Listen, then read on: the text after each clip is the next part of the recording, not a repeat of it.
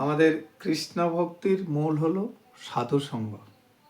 তাই বলছে সাধুসঙ্গ সাধুসঙ্গ সর্বশাস্ত্রে কয় লবমাত্র সাধুসঙ্গ কৃষ্ণ প্রেম ভক্তি হয়। তাহলে কৃষ্ণ ভক্তির গুরু ভক্তির মূল হলো সাধুসঙ্গ। তাই বলছে সাধু হতে হলে পরনিন্দা পর চর্চা না করো কখন, দৃঢ়ভাবে একান্তে ভজ গৌরাঙ্গ চরণ। গৌর যে শিখালো নাম সেই নাম গাও, আগো অন্য সব নাম মাহাত্ম সেই নামে পাও।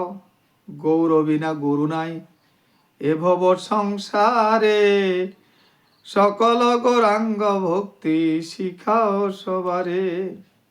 কুটিনাটি ছাড় মন করহ সরল, মনকে সরল ভাবে নিতে হবে। গৌর ভজা লোক রক্ষা একত্রে নিষ্ফল। এদিকে গৌর ভজবে লোক রক্ষা করবো, লোকের মনও রাখবো, সেইভাবে হলে বলছে হবে না।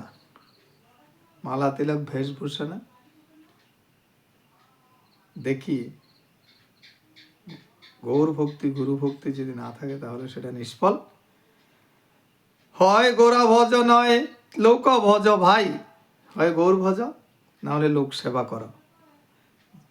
এক পাত্রে দুই কব না রহে এক ঠাই, জগাই বলে যদি এক নিষ্ঠা না হইল, দুই নায়ে নদী পারের দুর্দশা লোভিবে। তাহলে দুই নায়ে পাও দিলে সেটা দুর্দশায় পড়তে হবে। তাই হয় জীবকে সেবা করো আর নাহলে গৌর ভজন, দুইটা একসাথে হবে না, শাস্ত্রে বলছে।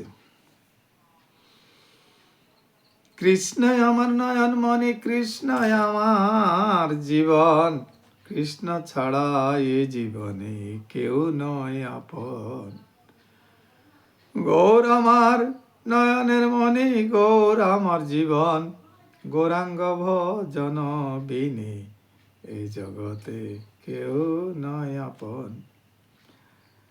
সংসার জ্বালা যাবে দূরে, কর তারে শরণ, কৃষ্ণ ছাড়া গৌর ছাড়া এই জীবনে কেউ নয় আপন।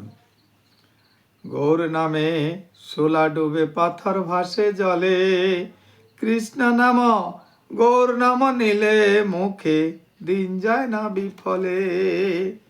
হরিদাস সেই কৃষ্ণ নাম করতে করতে সেই সুদূর বাংলাদেশ থেকে নদিয়ার ঘাট পর্যন্ত সে ভেসে ভেসে উজান বেয়ে এসেছিল। হরে কৃষ্ণ।